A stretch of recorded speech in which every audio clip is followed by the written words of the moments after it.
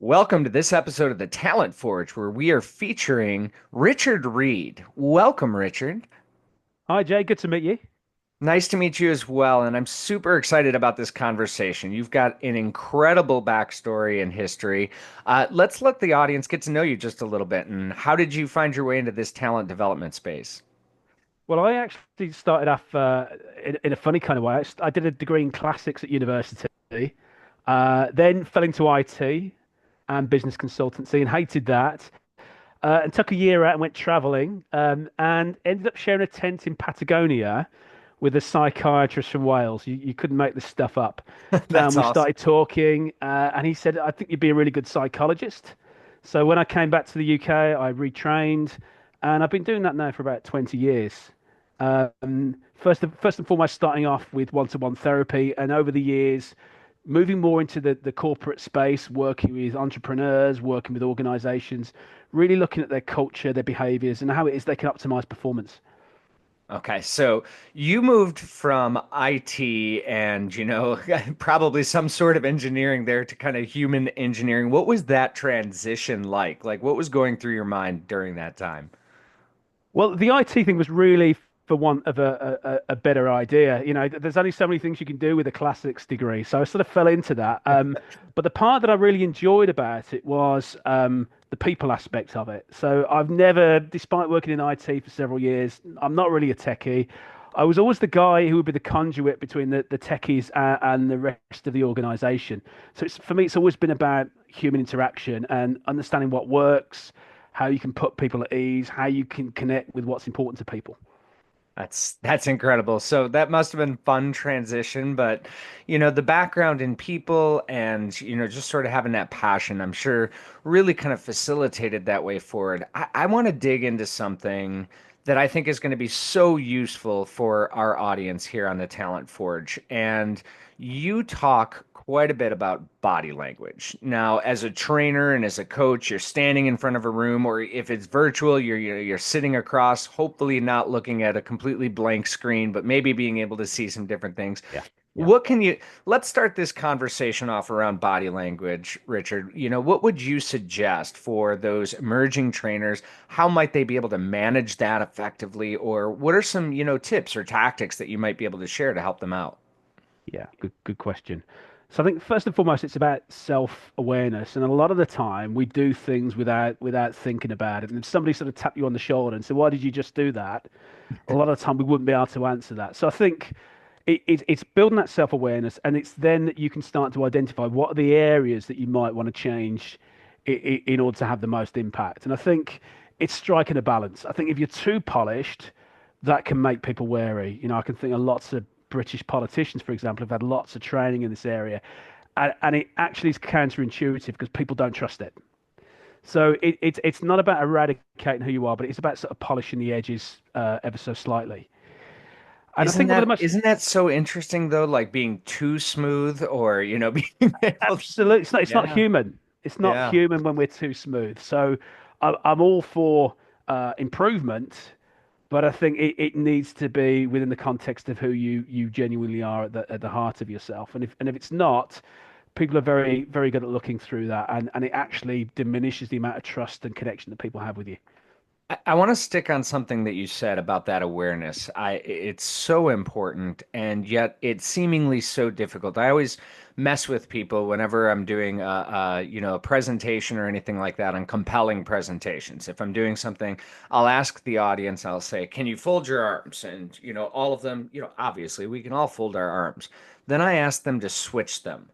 And Yeah, yeah, watching them switch them is like watching a newborn take its yeah, first step. It's like they look at their arms confused, and it's just like I'm yeah, like, "Yep, they actually fold that way too. You just don't do it, and you're not even aware of it." So let's dig into that just a minute because I think that's so important. How can we improve our own awareness? You had mentioned, you tap somebody on the shoulder and say, "Why'd you do that?" How can we give ourselves that tap on the shoulder?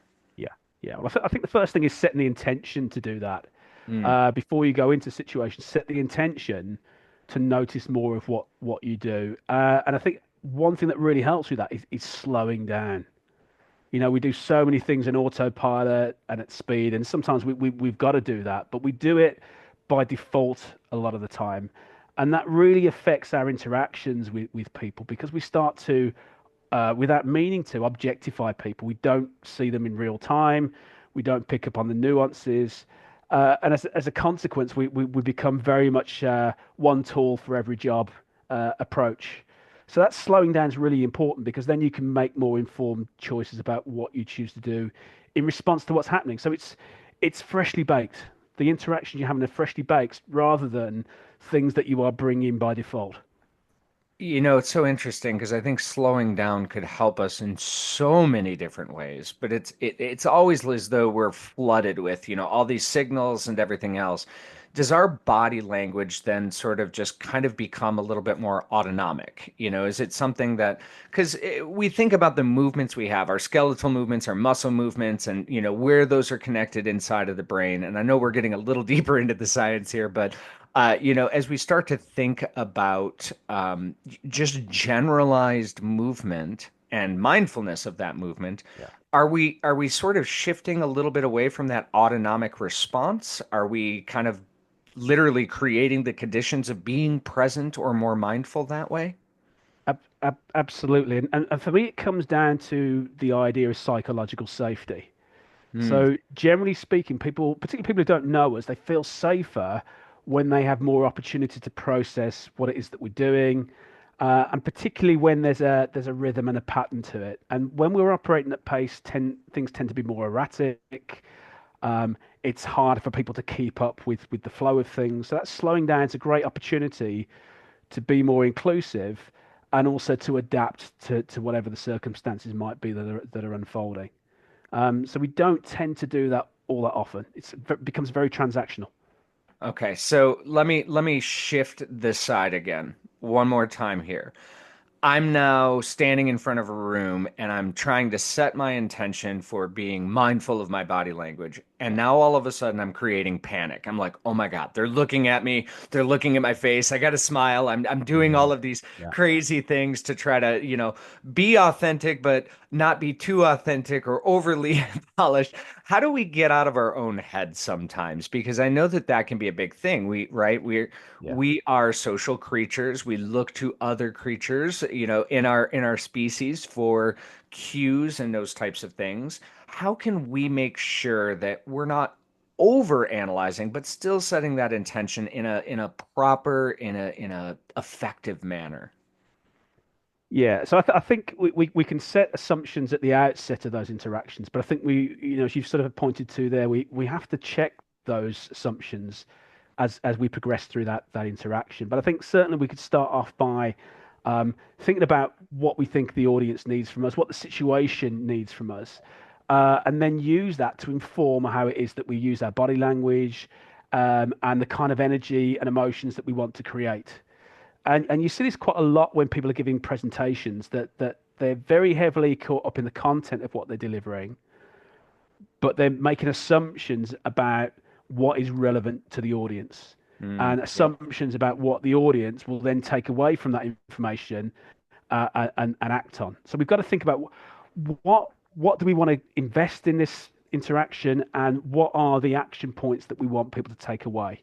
And that will then inform how we then use our body language, how we use our words, how we use our voice. Voice is often an underestimated part of our interaction.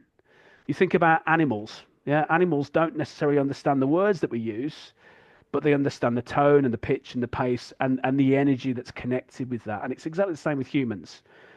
Over time, we've lost connection with the fact that essentially we're sophisticated animals, and we Yep. need to get back to remembering that. Well, and I love that you say that because tone is one of those things where uh, we know how important it is. If you've ever gotten that text message that just says "okay," and how we personally read that tone, that's a great way to get me to go from 0 to 11 in like Yeah, yeah, six yeah, seconds yeah, because yeah, I yeah. read that. But I do know a number of friends and colleagues where it's just like, yeah, okay. And that's the tone that they intended behind it, despite the Yeah, fact yeah, that I misread it.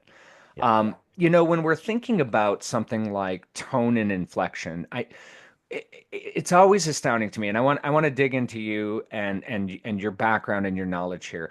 We have the ability to influence other people's mood, affect, and their entire experience simply by monitoring our tone and inflection. We can get them really excited if we get talking fast and bring the tone up. Yeah. Yeah. And we can put them to sleep with our tone going low and slow. So, as a trainer, as a coach, as somebody who's trying to build influence with the audience, what would be some of your recommendations to really kind of zero in on that sweet spot of tone and inflection? Yeah. So first of all, I go back to the point I made before. What is the purpose of your presentation or your training? What is it that you're trying to evoke in the audience? And that will then inform how it is that you can use your voice. And one of the things that sometimes gets in the way of that is not just the speed that we speak at, but also the complexity of the sentences that we use. So a lot of the time we use very long sentences that don't naturally lend themselves to particular emphasis in how we use our voice. So Mm. shorter sentences not only makes it easier to follow what we're saying, but it also gives us more opportunity to choose about how we say it. And those shorter sentences are also useful because we can have the pause. And the pause for many people feels like I'm not doing anything, nothing's happening. But the pause is so important for a number of reasons. Firstly, to draw breath, to think about how we want to present the next sentence, but also in terms of audience interaction. Yeah, if I'm talking at you, I don't know how my message is landing. The pause is an opportunity for people to reflect on what I've said, to make comments, ask questions, but also for me to start to just gauge the energy and the bodily responses of other people.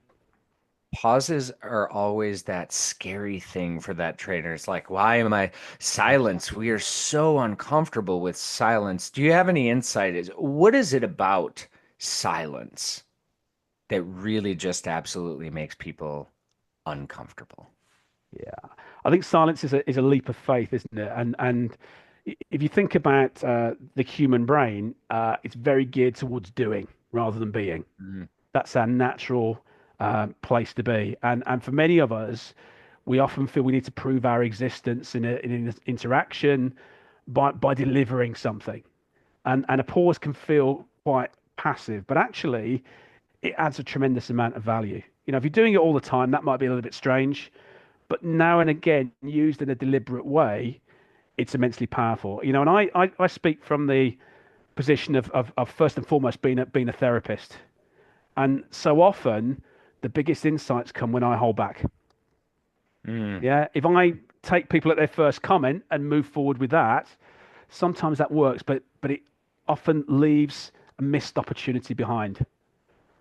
Yeah. How often do we get people's full attention and opportunity to really express ourselves? Not very often. So people will often say the first thing that comes into their head without then reflecting and having an opportunity to qualify that. So really, really important if we want to get those deeper conversations. Huge. So I am not a clinical therapist, but it is exactly what I teach in negotiations, in sales, and everything else. Yeah.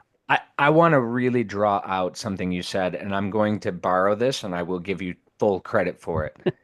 Silence is a leap of faith. I don't know that I have heard that more brilliantly stated. Like that, get that into a book, Richard, because that is incredible. Silence is a leap of faith. And I love how you framed this with if we're really considerate, if we're empathetic to what our audience needs, what they want, how they're interacting with us, and what message they need to take away from us, that's going to influence how we demonstrate our body language, how we're going to demonstrate our tone and inflection, and importantly, how we're going to be comfortable with that silence. So Absolutely. powerful. So powerful. All right. So I'm going to take the easy transition here. You brought up, the emotions and you have obviously some incredible knowledge and emotional intelligence. I want to dig into that just a little bit because I feel like I would be wasting our audience time if I did not tap into your expertise on this spot. So Sure. we have we have a number of emotions, and I've actually been doing a lot of research into emotional intelligence, particularly like how emotions are made. So looking at the neurobiology of emotions. So going a little bit deeper than just the, say, standard Daniel Goleman, let's read, Yeah, yeah. Emotion 2.0. So really getting into the fundamental neuroscience of it. And it is so fascinating how complex our emotional systems are. But let's take it to the normal world. What is your experience with people and their ability to quantify, classify, or even explain emotion? I think people really struggle. They really struggle. Men more than women, but people in general struggle to express their emotions or qualify their emotions. And this is why, this is another reason why the pause is really important, because actually I may not know what I'm feeling, or I might need time to reflect on what I'm feeling. And so often you think about our interactions with people, they exist at a very superficial level. If somebody asks me how you're doing, they don't want to hear about all my problems. They want the abridged version. They want the polite version of what's going on. So actually, when we do get an opportunity to really express ourselves, we don't always take that opportunity because we think, well, surely you just want a quick version of what's going on. So this is why pausing and sometimes reflecting back what we think is going on for people is really, really important. So, for example, when somebody says something, maybe commenting on the body language or the energy that you experience when they're saying that. So, for example, you seem really excited when you talk about that, or you seem a bit worried when you're saying that. Mm. So, deepening that conversation is really important. And again, a bit like what we were just talking about in terms of silence, it's an opportunity to create something. It's not me talking at you and you talking at me. We're creating something. And because that's unscripted, that can be very scary for people. Most people feel comfortable when they know how the conversation is going to go, what we're going to talk about, what I can expect from you. So to do that is really to tie into that idea of leap of faith. I don't know where this conversation is going to go, but we're going to see. And something interesting and exciting is going to come from that. I love what you said there too. It seems that you are excited. And that's actually something that I've been working with trainers on doing is when they identify some kind of reaction from the body language from the crowd. It seems, it sounds, it appears. Yeah. And it could be any of those three, but being able to label what they perceive and then dropping silence to follow that gives the opportunity for the audience to reflect, respond. I noticed, I noticed you really kind of reacted to this. It seems to me that you might be frustrated by this content, or it seems to me I should spend more time here, and then gauging a response. So I really love that you drew that out. Now, here's one of the things that I've found across the different research capacities is that people are really bad at nuancing the difference between what we would consider very similar emotions, which obviously have very different impacts. So things like I'm happy versus I'm content. Mm, mm. What does that mean? How could we as humans, because, when we think about like the emotion wheel and the complexity that it Yeah. extends out, extends out, extends out, what would be some of your best advice for maybe learning the deeper aspects of some of those emotions? Obviously, getting in there and having deeper conversations or even trying to, but what are some other ways that we can really lean into that emotional complexity? Well, I think the emotional will that you've touched on is one of those things because I think for most of us we have a very limited vocabulary around emotions. So actually exploring those words, trying to apply those words to situations is really important. But again, you think about life in general. We're often socialized, particularly as men, not to express our emotions. Or life is simply so busy and so fast. So I think it's also about carving out time to explore these things. And mindfulness is a great opportunity for that. And it doesn't have to be sitting down for an hour completely removed from the world. One of the things that I often talk to people about is transitions. So I've just got off the phone to a client. I'm about to go into a meeting. Even just taking 20 or 30 seconds to take stock allows you an opportunity to notice those smaller emerging emotions. And a lot of the time, we're okay at recognizing the big emotions. I'm really angry. I'm really Mm-hmm. excited. But it's those subtle emotions. So even if I can't label it, just knowing there's something that feels slightly out of kilter, something about that last conversation that I need to reflect on. Because when we don't do that, some of these things accumulate, and we might get to the end of the day, and we don't feel great, and we can no longer ascribe those reactions to any particular circumstance. So trying to do some of this in real time, even if it's just those 20, 30-second transitions, is a great opportunity to connect with that in more detail.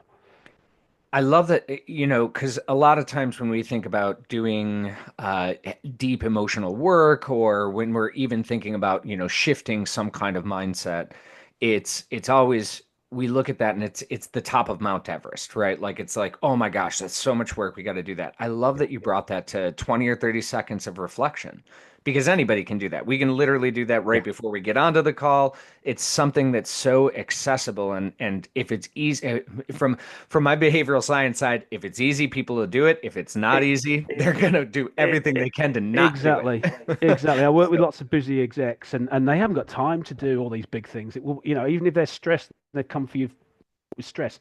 That's stressful for them to have to implement new strategies. So 20 or 30 seconds is not a big ask. It's an opportunity, as we said, to sort of connect with your emotions. And even if you can't manage those emotions fully in that moment, if you're aware that they exist, you can at least be more measured in your next interaction. Because one of the things that often happens is we have emotional leakage. hmm So we take things from one experience into another experience where they may not be applicable or helpful. So yeah. at least knowing it's there means, if you're angry from the last conversation, noticing that might mean you take extra steps to make sure that doesn't spill into the next conversation. Slowing down, You know, being more measured. I've naturally done that and didn't realize that I was doing that because there's been points in times where I've gotten really frustrated. Maybe I got a call from a family member or something, just set me off to a real frustration. I'm like, okay, in 30 seconds I'm jumping on, and this didn't actually happen today, but in 30 seconds Yeah. I'm jumping on to a podcast with Richard Reid. I cannot bring that into here. Let me just acknowledge it, set this aside. In the next 30 to 40 minutes, I'll come back to this and I'll process it at that point in time. And literally, that 30 seconds of saying, I'm acknowledging you, emotion. You exist. You are certainly something that's affecting me, but I can't let you affect me in my work right this minute. But I am going to come back to you. And it does. For some reason, it really feels like I've set that on the shelf. It knows I'm coming back, so it's not nagging me, it's not frustrating me.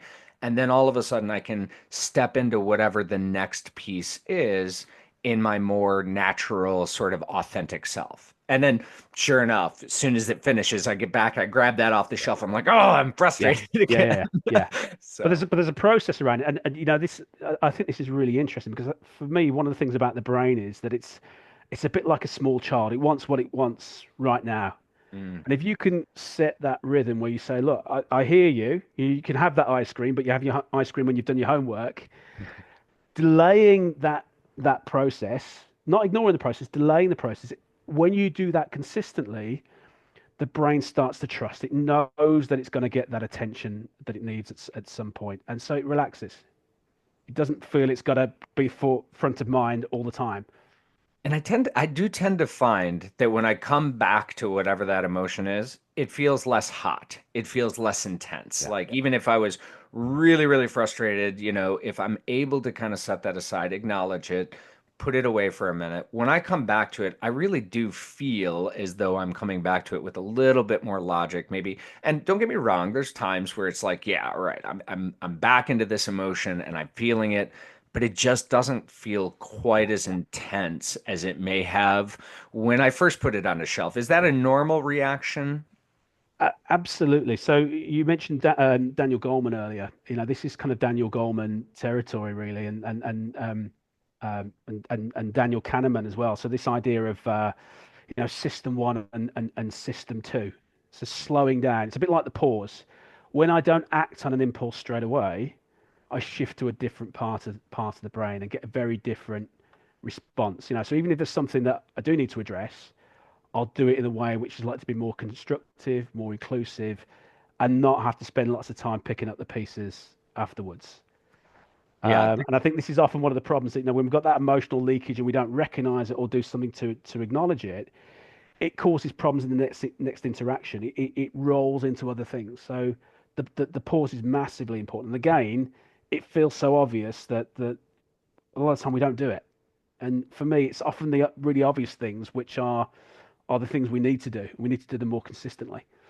Yeah, I love how he framed that as sort of the low road and the high road of how we manage, because that is one of those things where it had kind of stuck in my brain of, okay, am I taking the low road right now? Am I taking the high road right now? Which one do I want to, how do I want to show up in this moment? And Yeah, and kind of taking that pause, just like you said, yeah, gives that momentary reflection of, okay, I need to be at my best in this next meeting. This can be handled at a different time, and brings back that sort of cognitive, rational, cerebral cortex function of, okay, I probably don't need to throw this plate across the room at this moment in time. that helps. Yeah, We've all been there, right? So, yeah, as a trainer and as a coach, for our audience's sake, when we're thinking about being able to better understand emotions, if you're coaching, it's pretty clear where this can be really powerful, right? Being able to understand and maybe call out some of the emotions that you're seeing in the person that you're coaching.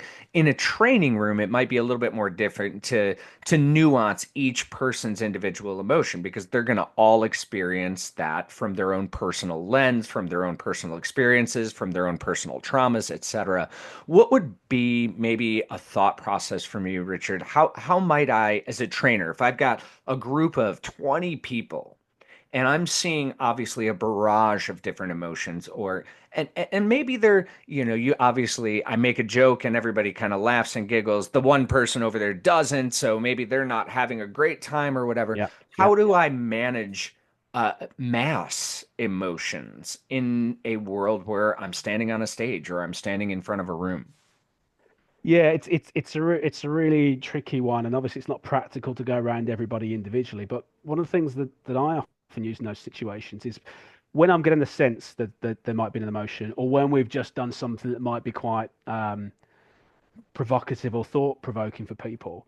I will often get them in smaller groups and get them to share their experience within those smaller groups. And even if we're then not directly feeding that back into what we do, often that helps people to um, process what's going on for them, because they've got somebody to bounce it off. When we get a person to bounce something off, it helps us to connect with our emotion more. Yeah. And then it might be that during the breaks or the intervals or the smaller group exercise, I might go around those groups and just get a sense check of what's going on for people. And that's But it's that's really sort really of mobilizing those smaller groups within the group. And that's brilliant, because what you're essentially doing, jigsawing that out, so that way you've got small group, small group, small group. And then obviously being able to bring that back, you can probably get a reasonable synthesis of the entire room. So, when you find yourself, and I've seen this, so I'll share just a little backstory on this. One of the trainings that I've done in the past is on influence and how to create the conditions of influence, leaning heavily into Dr. Cialdini's work, and even looking at things like, social proof. Which, in Cialdini's work, one of the things he references is the impact of, and just for the audience, I am going to use sort of a sensitive topic area here on suicide. So if that is something that triggers you, please give me just a moment. I want to give you a second to kind of acknowledge that. But in Cialdini's work, he talks about how social proof can actually create the conditions for normalizing behaviors such as suicide. When we see a celebrity in the paper, or when we see somebody else, that we identify with or connect with, when we see that occur, that can create the conditions for other people having those types of ideations. Now, when I talk about influence and I talk about the dangers of influence and the power of influence in social, that's obviously something that can bring the energy in a room down.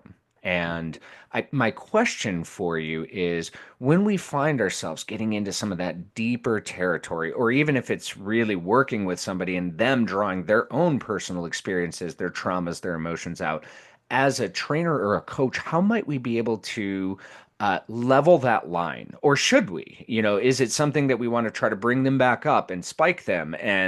Or is it something that we want to give them space to explore? And obviously, this is going to be very contextual based on the situation. But, what are your thoughts on that, Richard?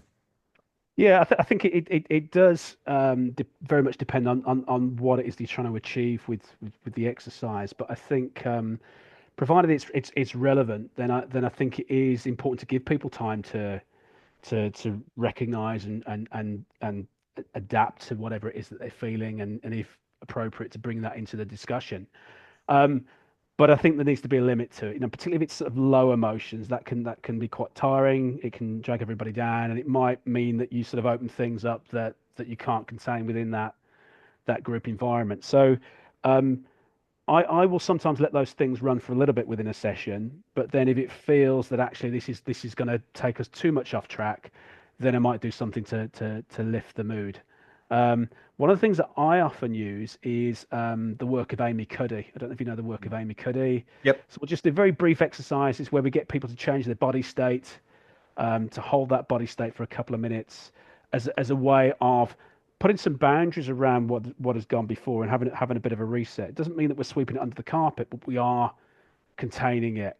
Yeah, if you've got sort of a group of 50 people, 100 people, it's very hard to manage everybody's emotions. So I think that's really important, but also to put some caveats around the work that you might be doing as well. So just as you've done a moment ago, just to give people forewarning of what it is that we're about to do, so they can make choices as about in terms of where they want to go with that within that group setting, given that they might not get that one-to-one support that they need.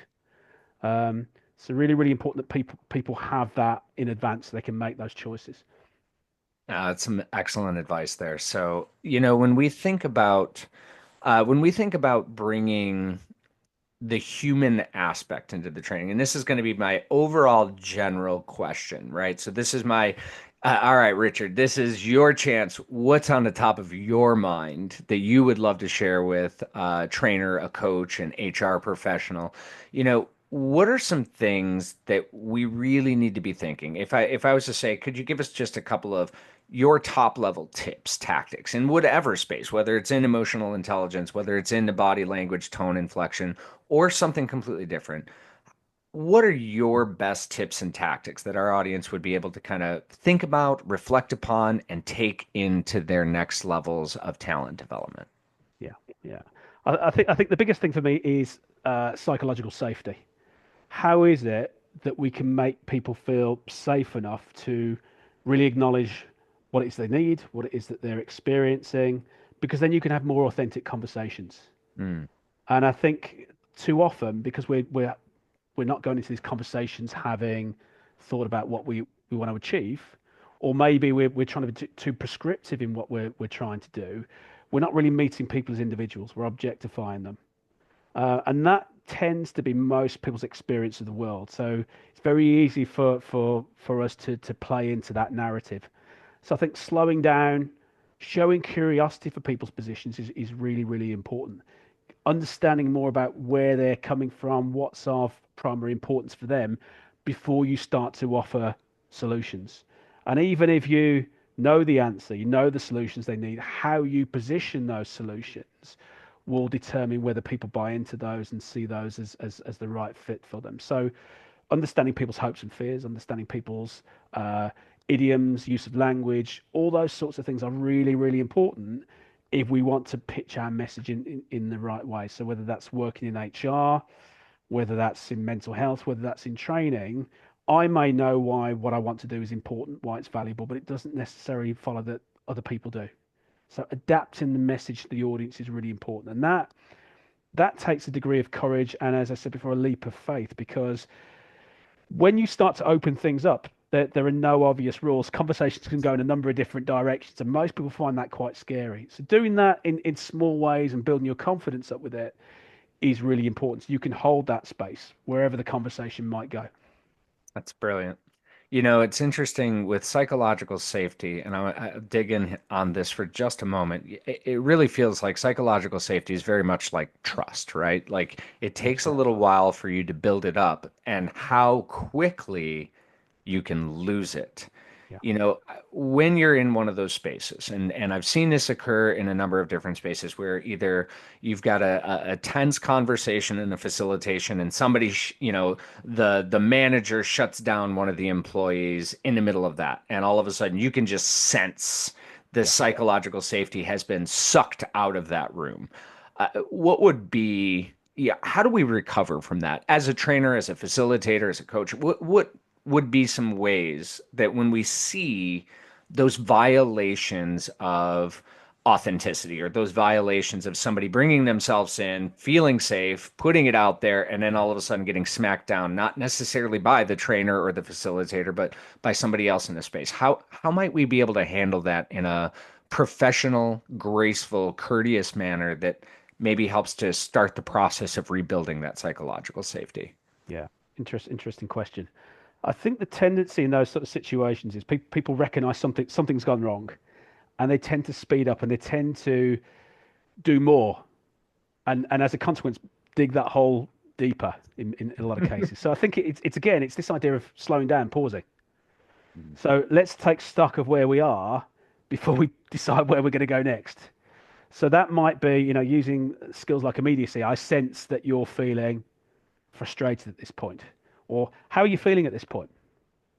Mm, Let's take a moment just to reflect. And doing that means that we don't plow through without recognizing somebody's emotions. And sometimes what we might get back might be uncomfortable to hear, but it's an opportunity to reconnect and to indicate to somebody, actually, I we might have got off to a bad start, but I care about what you're thinking, and I want to make sure that this gives you what you need. yeah. And I think we can all be clumsy in our interactions, but I think owning that and showing that despite what we might have said or done, that actually we genuinely care is really really important. So have the humility to be able to acknowledge that if that's the case, and I think that goes a long way.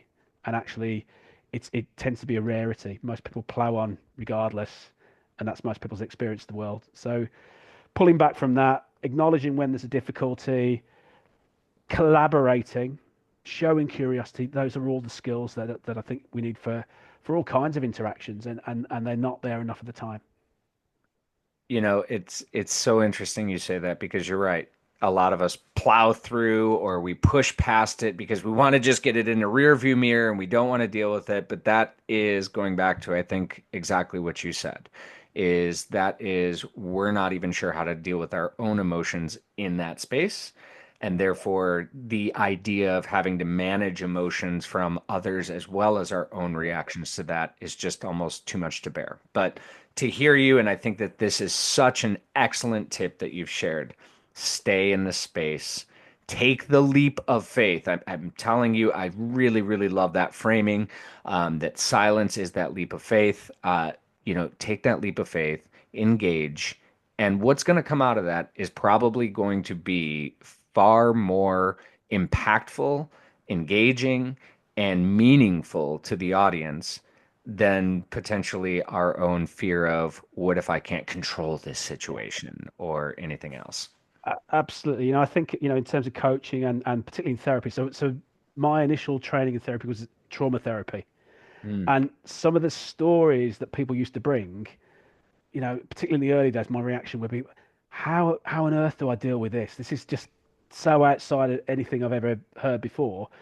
And self-regulating, regulating my reaction to that and holding that space and just showing curiosity in the absence of knowing what to do with it was actually more powerful, because you take the conversation deeper. And when you do offer expertise, you're doing it in a way which is entirely tailored to that person's experience. And that's so important. You think about organizations, all the provisions that they have in terms of mental health support, all these kinds of things. It's the psychological safety which is the glue between all those things. brilliant. Richard, I was excited for this conversation and it did not disappoint. You have given so much insight and some incredible tips and tactics to the audience here at the Talent Forge. If our audience wanted to reach out to you and connect, how might they be able to get a hold of you?